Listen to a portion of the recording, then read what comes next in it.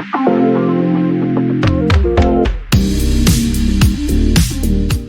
guys, it's me, Leah Tortilla, and welcome back for another tasty treat. On this episode of Leah Tortilla, I will be teaching you how to make a really simple recipe for bread rolls.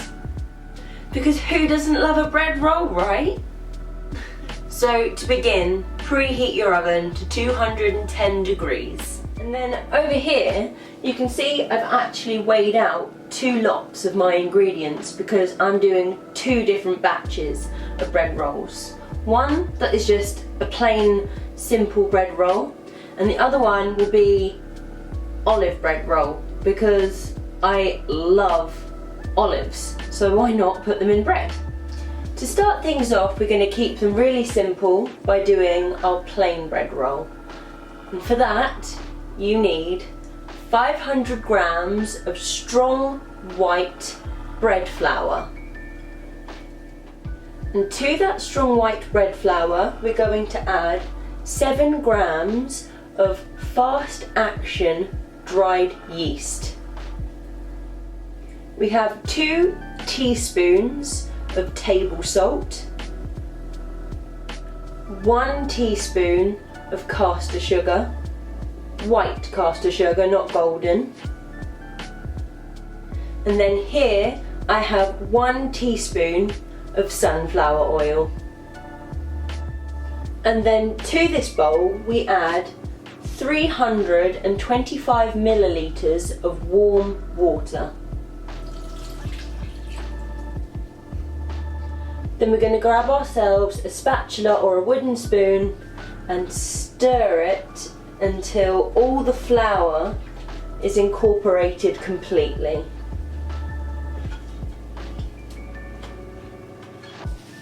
You can also do this with your hand if you really wish. We're then going to cover this with a towel and leave it for 10 minutes.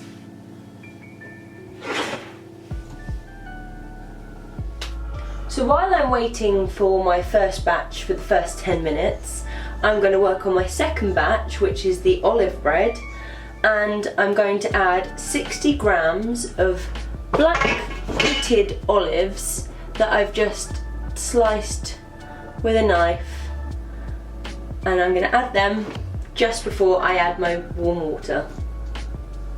It's as simple as that. Now 10 minutes has passed, we're going to lightly oil our work surface. Here, just spread that around nicely. And then we're going to tip our dough. Okay, maybe not quite tip, but we're going to tip our dough onto the oiled surface, and we're going to knead it for around 10 minutes until the dough becomes nice and tight and springy.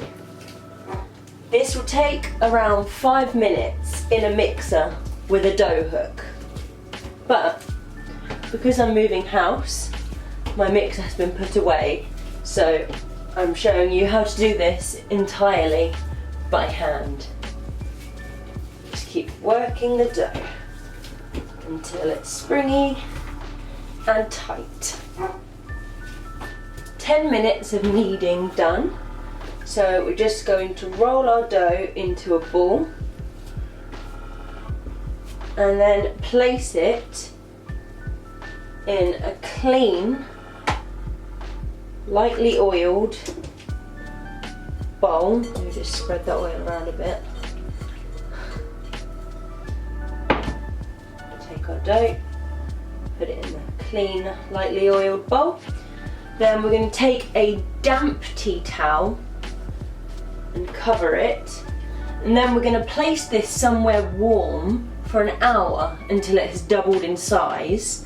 My somewhere warm is actually in my grill, which is just above my oven here, and that's nice and warm because the heat from the oven is rising and making that a nice warm safe temperature to leave our dough for an hour to double in size.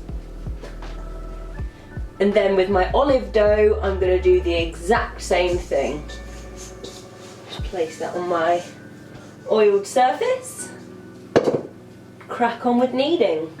Finally, an hour has passed and I've removed my first set of dough from the warm place, and as you can see, it has well and truly doubled in size.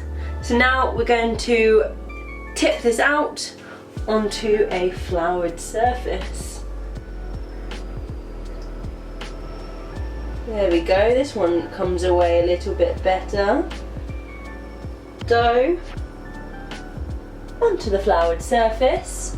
We're now going to roll our dough into a sausage shape and then divide that sausage shape in half. So just taking it and rolling it in the flour into a nice long sausage shape. Ta-da! So once you've rolled your dough out into this sausage shape, like I said, we're going to split it in half. And then with each half, we're going to split them into 4 equal sized pieces. So then we are left with 8 equal sized portions of dough. Then with each piece of dough, we're going to take it gently in our hands and roll it into a tight ball. Do it on the floured surface, like this.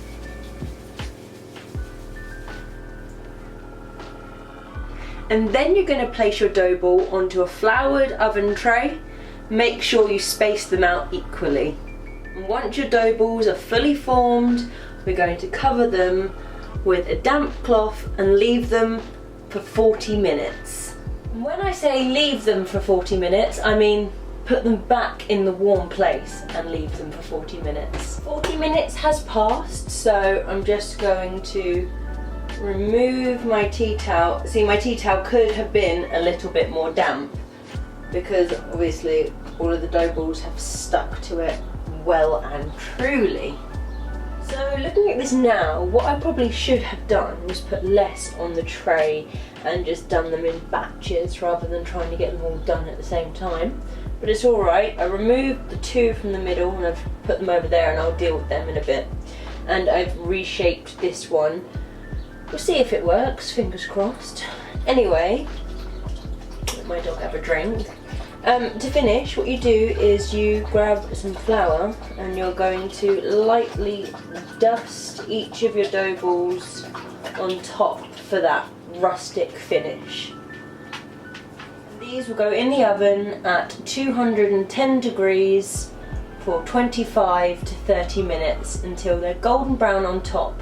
And when you pick them up and tap the bottom, they should sound nice and hollow. If you don't want to flour the top of them to get that rustic finish look on your bread rolls, then you can always glaze the top of them to get a nice shiny glaze finish. And you do that with either milk or egg yolk, and you just brush a little bit over the top. And if you do want to do that, you can always sprinkle sesame seeds or any other type of seed on top, and it just sticks to the glaze and makes it look a little bit different, a little more fancy if you like. Okay, so my first batch are out of the oven and they are on the cooling rack. I will say only put these in the oven for around 15 to 20 minutes, not 25 to 30 minutes, because that's just overkill. As you can see, I'll grab my best looking one. Here we've got this lovely looking bread roll. It's nice and golden brown on top, and hear that? Nice and hollow underneath. So there you go, that's my rustic, very rustic looking homemade bread rolls. I hope you've enjoyed this recipe. So this has been Leah Tortilla. Thank you for watching this episode. And like I said last week, this will probably be my last video now for a few weeks until I've moved and I'm all settled in the new house. So thank you so much for your love and support. If you could give this video a like, give this video a share, leave me a comment because I love to hear what you have to say, and it will keep me going while I move house and think of even more wonderful recipes to share with you. And then if you really like what I do, then you can always subscribe to my channel, and I'll see you in a few weeks with some more tasty treats. Bye guys!